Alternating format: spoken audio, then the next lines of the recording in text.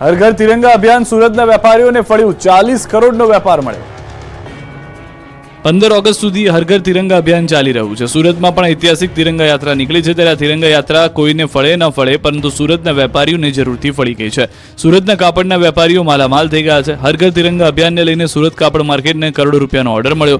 સુરતના કાપડ માર્કેટના વેપારીઓને 40 કરોડનો વેપાર મળ્યો। દેશભરમાં યોજવામાં આવી રહેલી તિરંગા યાત્રાને કારણે કાપડ માર્કેટમાં આ વખતે 50% વધુ વેપાર થયો। દર વર્ષે 20 કરોડનો વેપાર થાય છે, ત્યારે આ વખતે 40 કરોડનો ધંધો થયો। સ્વાતંત્ર્ય પર્વની ઉજવણી માટે સ્થાનિકની સાથે બહારના રાજ્યોમાંથી તિરંગાની સારી ડિમાન્ડ નીકળી પડી। તિરંગાનું ઉત્પાદન કરનાર વેપારીઓ કરોડપતિ થઈ ગયા। સુરતમાં આ વખતે તિરંગાના માત્ર 20 થી 25 લાખ પીસ બનાવાયા।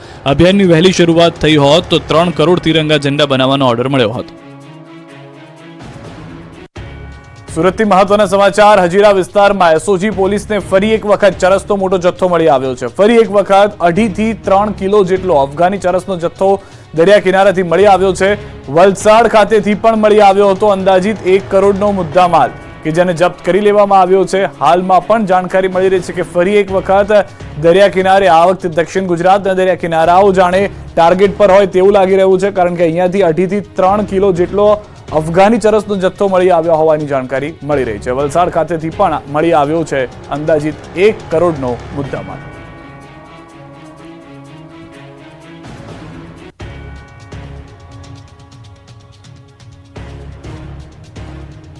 તો હજીરા નજીકથી ચરસ મળ્યું છે। આ પેકેટ આપ જોઈ રહ્યા છો કે જે અલગ કંપનીના નામના પેકેટ હોવાની જાણકારી છે, તેની અંદરથી આ મુદ્દામાલ મળી આવ્યો છે।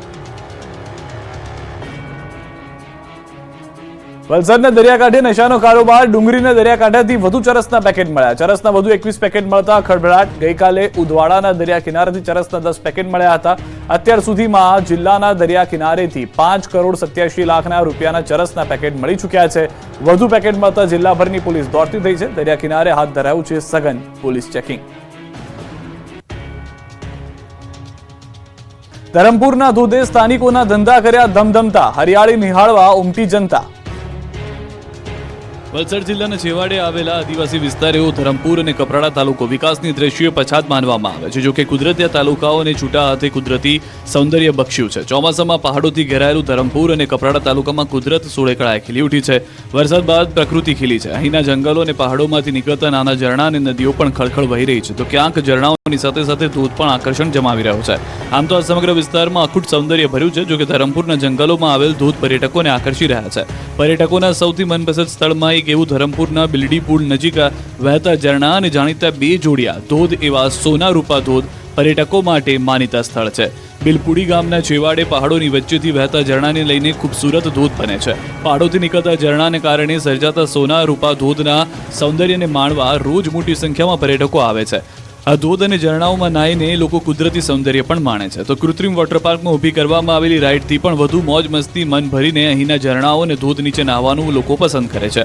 સ્થાનિક લોકો માટે આ જોડિયા ધોધ આસ્થાનું પણ કેન્દ્ર છે। અહીંના લોકો આ જગ્યાને આદિવાસીઓની કુળદેવી માનતા માવલી માતા તરીકે માને છે। આ ધોધના સ્થળ પર અહીંના લોકો પૂજા અર્ચના કરે છે। આથી આ સ્થળનો વિકાસ કરવામાં આવે તેવી લોકોની માંગ જોવા મળી રહી છે। બારડોલી તાલુકાનો હરિપુરા કોઝવે પાણીમાં ગરકાવ। 15 ગામની વધી મુશ્કેલી।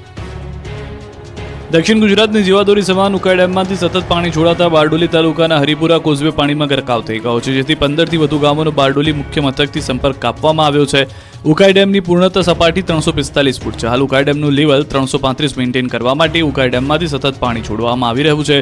ઉકાઈ ડેમના ઉપરવાસની અંદર આવેલ હાથનુર તેમજ પ્રકાશિયા ડેમમાંથી પાણી છોડાતા ઉકાઈ ડેમમાં પ્રતિ કલાક પાણીનો વધારો જોવા મળી રહ્યો છે, જેને પગલે નદી 2 કાંઠે વહેતી જોવા મળી। બારડોલી તાલુકાના હરિપુરા કોઝવે પાણીમાં ગરકાવ થતા સામે પાર આવેલા 12 થી 15 ગામો મુખ્ય મથકથી સંપર્ક વિહોણા થઈ ગયા છે। સામે આવેલા ગામો પૈકી ગોદાવાડી, ખંજરોલી, ઉનકોસાડી જેવા ગામો સંપર્ક વિહોણા થતા વિદ્યાર્થીઓ તેમજ નોકરિયાત વર્ગોની બારડોલી આવવા માટે 25 કિલોમીટર ચક્રાઓ ફરીને આવવાની નોબત ઊભી થઈ છે। ઉત્તર ગુજરાતના લોકોની પાણીની સમસ્યા દૂર। નર્મદાના નીર મળવાનું શરૂ। ઉત્તર ગુજરાતમાં મેઘરાજાની કૃપા નહીં થતા અહીંના ડેમો હજુ ખાલીખમ છે। જળાશયોમાં 40% જ પાણીનો જથ્થો છે, ત્યારે ચોમાસું પૂરું થતા પહેલા જ પાણીની તંગીના ભડકારા વાગી રહ્યા હતા। ત્યારે ખાલીખમ નદીઓને પાણીથી ભરવા માટેની માંગ ઉઠી, જેને ધ્યાનમાં રાખી અરવલ્લી જિલ્લાને નર્મદાના નીર મળવાનું શરૂ થયું। વાત્રક ડેમમાં નર્મદાનું પાણી આપવાનું શરૂ કરાયું। નર્મદા કેનાલથી 50 ક્યુસેક પાણી વાત્રક ડેમમાં નાખવામાં આવી રહ્યું છે। નર્મદાની મુખ્ય કેનાલમાંથી વાત્રક ડેમમાં પાઇપલાઇનથી પાણી આપવાનું શરૂ કરાયું। વાત્રક ડેમમાં હાલ પાણીનો જથ્થો નહિવત છે। પાણી આવતા ખેડૂતોને સ્થાનિકોની મોટી સમસ્યા દૂર થઈ ગઈ। તો રાજ્ય સરકારે સૌરાષ્ટ્ર સહિત ઉત્તર ગુજરાતને નર્મદાના પાણી આપવાનો નિર્ણય કર્યો. ત્યારે બનાસકાંઠામાં નર્મદા મેઇન કેનાલ ટોટાણા એસ્કેપથી 311 ક્યુસેક પાણી છોડાતા કાંકરેજના કેટલાક ગામોને એલર્ટ કરાયા છે. નદી વિસ્તાર નજીક આવેલા કાંકરેજના ટોટાણા, સિયા, સુદ્રો, સણ, સોહનપુરા અને ભદ્રેવાડી ગામોને સાબદા કરાયા છે. સરદાર સરોવર ડેમમાંથી કોઈપણ સમયે પાણીનો જથ્થો છોડવાની સ્થિતિને લઈને સૂચના આપવામાં આવી. હાલ કાંકરેજ મામલતદારે નદી વિસ્તારના ગામોને તાકીદ કરી છે. યાત્રાધામ ચાંદોદ વિધિ માટે જવાનું હમણાં ટાળજો. મહરાવ ઘટના 58 પગથિયા પાણીમાં છે. નર્મદા ડેમ 95% ભરાઈ ગયો છે. ઉપરવાસમાંથી સતત પાણીની આવક થતા 2 લાખ ક્યુસેકથી પણ વધુ પાણી છોડાઈ રહ્યું છે, જેના પગલે નીચાણવાળા વિસ્તારની નદીઓ ગાંડીતુર બની ગઈ છે, જેને લઈને હમણાં ચાંદોદ વિધિ માટે જવાનો પ્લાન હોય તો માંડી વાળજો. સરદાર સરોવર ડેમમાંથી પાણી છોડાતા ડભોઈ તાલુકાના યાત્રાધામ ચાંદોદ ખાતેથી વહેતી નર્મદા નદી તોફાની બની છે. નદી 2 કાંઠે વહેતા તંત્ર એલર્ટ થઈ ગયું છે. નદીની જળ સપાટીમાં વધારો થઈ રહ્યો છે, જેના પગલે નર્મદા નદીમાં સ્નાન કરવા પર ચાંદોદ ગ્રામ પંચાયતે પ્રતિબંધ ફરમાવ્યો છે. ગત 2 દિવસની સરખામણીમાં નદીના પાણીના જથ્થામાં સામાન્ય વધારો નોંધાયો. ચાંદોદના પ્રસિદ્ધ મલ્હારરાવ ઘાટના 58 પગથિયા પાણીમાં ગરકાવ થઈ ગયા. કાંઠા કિનારાના રહેવાસીઓને સાવચેતી દાખવવા વહીવટીતંત્ર દ્વારા અપીલ કરવામાં આવી છે.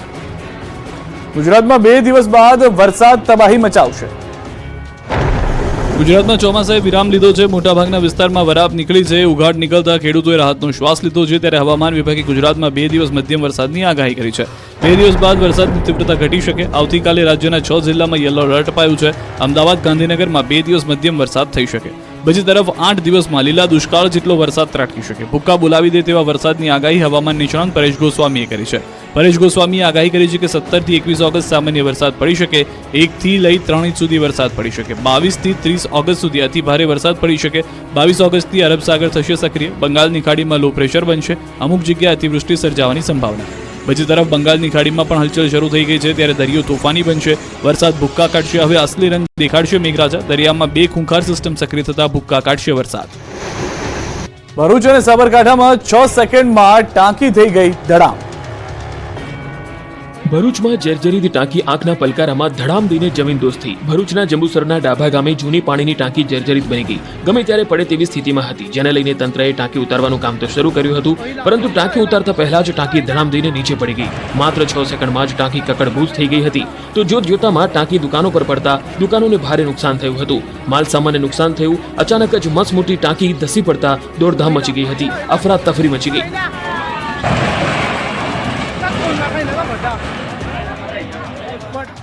ભરૂચ જેવા જ દ્રશ્યો સાબરકાંઠાના ઈડરના છાપરિયા વિસ્તારથી સામે આવ્યા. અહીં 2 લાખ લીટર પાણીની ક્ષમતાવાળી ટાંકી 4 સેકન્ડમાં ધડામ થઈ.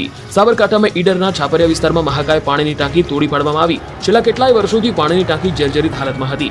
આ જર્જરિત પાણીની ટાંકી તોડી પડાતા સ્થાનિકો તેમજ સ્થાનિક તંત્ર વચ્ચે ચાલતા વિવાદનો અંત આવી ગયો. પાણીની ટાંકી જમીનદોસ્ત કરાતા સ્થાનિકો મટ્યા. ટાંકી જમીનદોસ્ત થતા સુરપુર બરબાવ તરફનો વાહન વ્યવહાર ખોરવાયો હતો. દાહોદમાં આંખલાઓનું દંગલ, 4 લોકોના હાડકાં ભાંગ્યા. દાહોદમાં દિવસે ને દિવસે રખડતા પશુઓ અને આંખલાઓનો આતંક વધી રહ્યો છે. 15 દિવસમાં 4 લોકોને આંખલાએ ફંગોળ્યા છે. આંખલાઓના હુમલાથી લોકોના હાડકાં ભાગ્યા. ત્યારે ફરી એકવાર દાહોદની પડાવ બજારમાં